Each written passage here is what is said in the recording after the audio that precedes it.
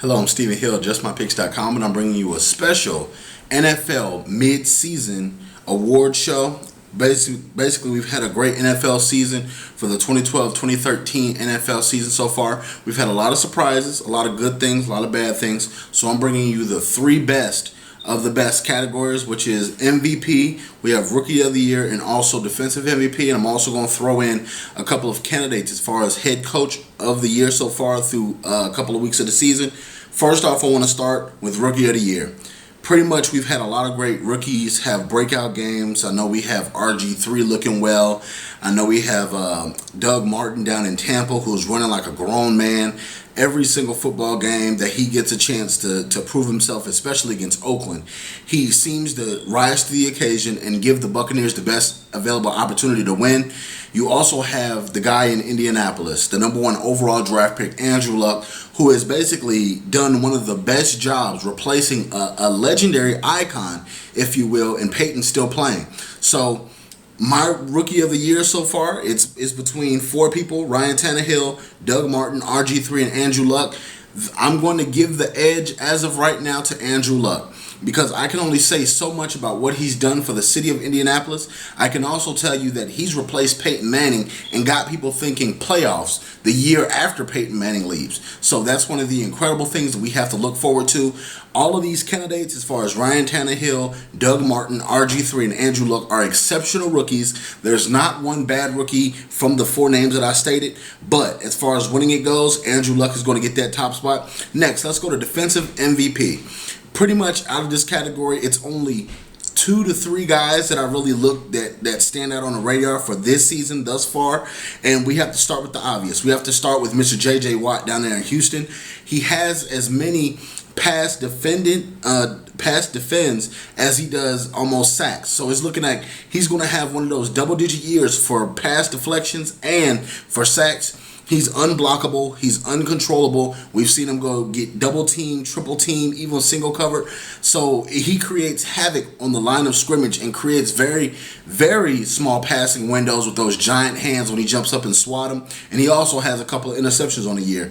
We also have to look in Chicago, where Charles Peanut Tillman continuously is playing year after year like an all-pro. He is making ways to find turnovers with the fumbles that he creates. It creates scoring opportunities for that Bears defense, and he also does a lot of things great as far as interceptions. And you got to look at it like this: he has the Bears with only one loss on the season, and we have to give him credit. We have to give the rest of that Bears defense credit as well.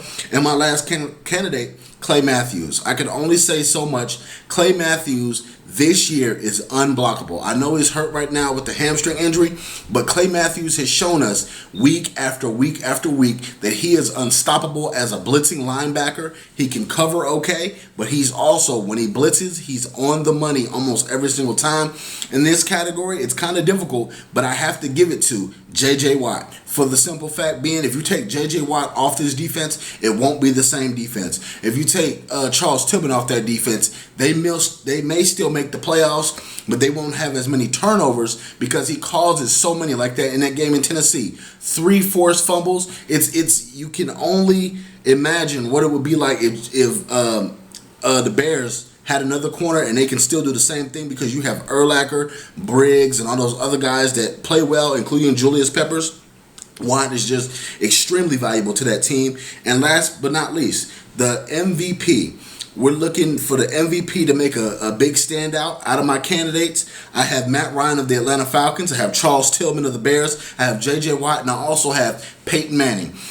Matt Ryan for the Atlanta Falcons, I like his game. I think that he's ascending into one of the elite quarterbacks, but the only problem is he plays inconsistent. A couple of weeks ago, he was on fire, leading all quarterbacks in the NFL with their QBR ratings. Now he's looking like 4th or 5th, and Peyton Manning in that wide receiving core in Denver has rose to the occasion. They've been playing well the last 4 weeks. They've been on a roll. They've been spinning that ball in the air, and Peyton Manning has brought his team from several comeback victories this season, and he's showing us that he is the old Peyton, that velocity looks great and all those other things.